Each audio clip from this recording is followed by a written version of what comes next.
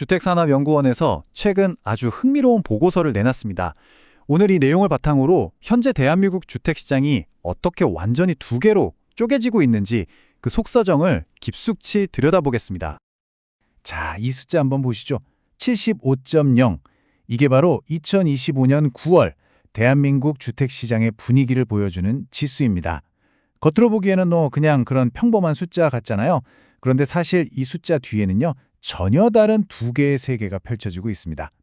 그래서 오늘 우리가 던져볼 질문은 바로 이겁니다. 대한민국 주택시장 정말 안정적인 걸까요? 아니면 전국 평균이라는 말 뒤에 한쪽은 불타오르고 다른 한쪽은 꽁꽁 얼어붙은 그런 두 개의 대한민국이 존재하는 건 아닐까요? 자, 그럼 첫 번째 섹션부터 시작해서 이 숫자의 의미를 한번 제대로 파헤쳐 보겠습니다. 우리 이야기의 핵심 지표부터 먼저 만나보시죠.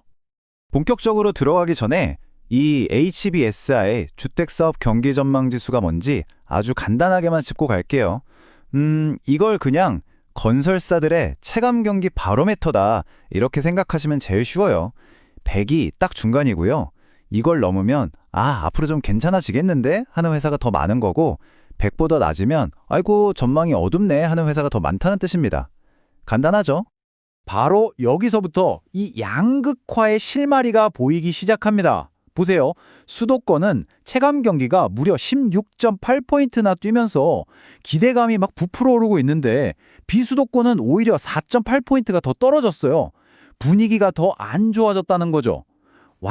정말 완전히 반대 방향으로 가고 있는 겁니다. 자, 그럼 이제 이야기의 첫 번째 파트, 바로 서울 수도권에서 벌어지고 있는 이 놀라운 반등세부터 자세히 들여다보겠습니다. 와, 이 그래프는 진짜 좀 놀랍지 않나요? 서울의 체감 경기가요, 불과 한 달 만에 64.1에서 92.3까지 무려 28.2포인트나 그냥 수직으로 상승해버렸습니다. 거의 기준선인 100에 다다랐다는 건 시장 분위기가 얼마나 빠르게 긍정적으로 바뀌고 있는지를 그대로 보여주는 거죠. 자, 그럼 시야를 조금 더 넓혀서 수도권 전체를 한번 볼까요? 물론 이 상승세는 서울이 이끌고 있어요. 하지만 그 옆에 경기도도 보세요. 17.2포인트나 올랐습니다. 엄청난 동반 상승세죠. 인천도 조금이긴 하지만 어쨌든 올랐고요.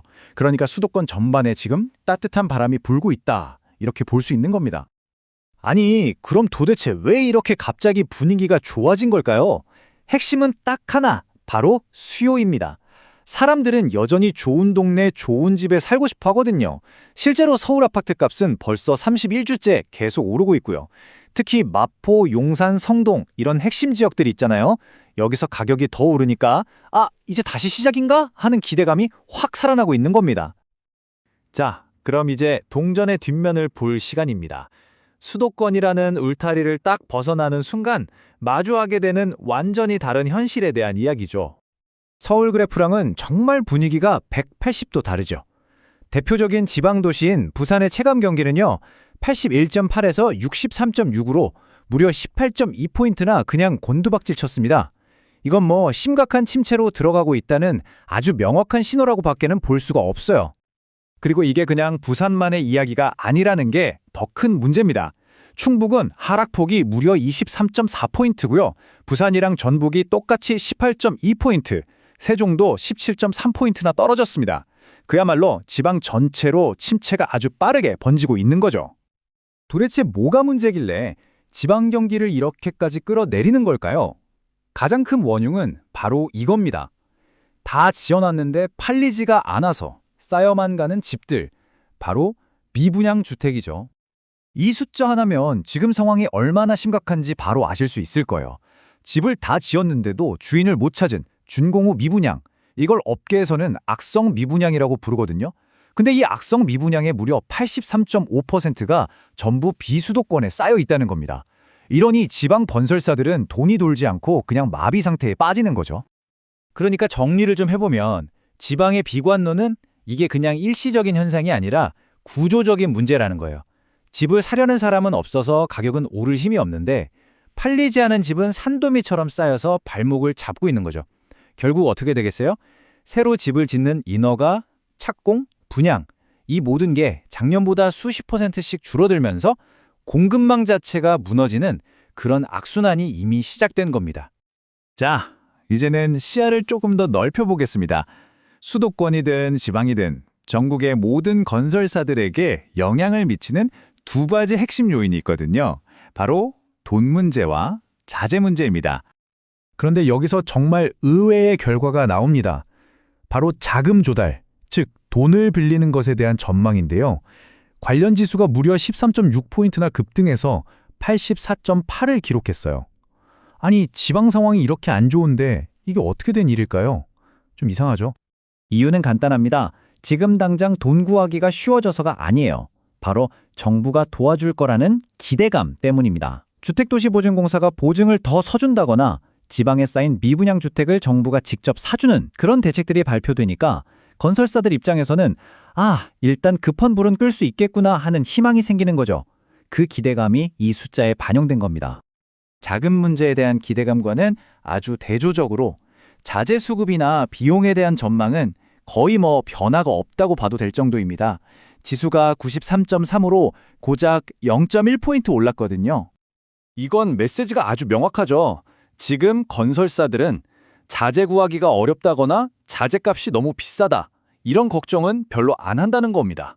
수입 물가도 안정적이고요. 다만 딱 한 가지 불안 요소는 남아 있습니다. 앞으로 원달러 환율이 어떻게 될지 모른다는 거, 이게 유일한 변수라고 할 수 있겠네요. 자, 이제 마지막 섹션입니다. 이렇게 점점 더 벌어지는 격차를 두고 정부는 과연 어떤 대책을 내놓고 있는지, 그리고 그 정책들이 과연 시장을 안정적인 미래로 이끌 수 있을지 한번 따져보겠습니다. 정부가 미분양 문제를 해결하기 위해서 여러 가지 카드를 꺼내들고 있습니다. 예를 들면 인구가 줄어드는 지역에 두 번째 집, 이른바 세컨드홈을 사면 세금을 깎아준다거나 미분양 주택을 살 때 내는 세금 부담을 줄여주는 식이죠. 또 LH 같은 공기업이 직접 미분양 주택을 사들이기도 하고요. 보시면 아시겠지만 대부분이 침체에 빠진 지방시장을 겨냥한 정책들입니다. 결국 우리는 이 근본적인 질문 앞에 서게 됩니다. 한쪽은 뜨겁게 달아오르고 다른 한쪽은 차갑게 식어가는 이 두 개의 시장이 공존하는 상황에서 과연 정부의 정책이 이 거대한 균열을 성공적으로 메울 수 있을까요? 아니면 이 분열의 골은 앞으로 더 깊어지기만 할까요? 아마 이 질문에 대한 답이 앞으로 대한민국 주택시장의 향방을 결정하게 될 겁니다.